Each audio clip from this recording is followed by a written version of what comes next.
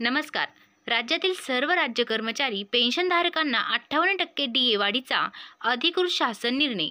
आचारसंहितेमुळे लवकरच. तर चला मित्रांनो, घेऊया सुरुवात करून. तर त्याचपूर्वी तुम्ही जर आपल्या चॅनलला आत्ताच भेट देत असाल तर चॅनलला सबस्क्राईब करा. राज्यातील सर्व राज्य कर्मचारी पेन्शनधारकांना केंद्र सरकारच्या धर्तीवर 58% दराने DA वाढीचा लाभ लवकरच मिळणार आहे.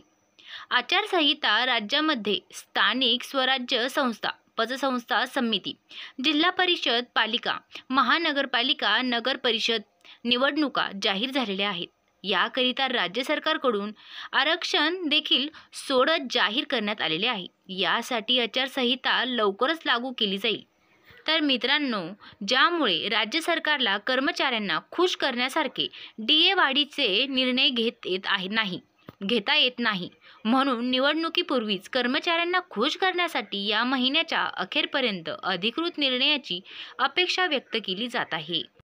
तर मित्रांनो, सदर 3% DA वाढीमुळे राज्यातील कर्मचारी पेन्शनधारकांचा एकूण DA केंद्रामध्ये 55% वरून 58% इतका होणार आहे. यामुळे कर्मचाऱ्यांच्या एकूण वेतनात तर पेन्शनधारकांच्या एकूण पेन्शनमध्ये मोठी वाढ होणार आहे.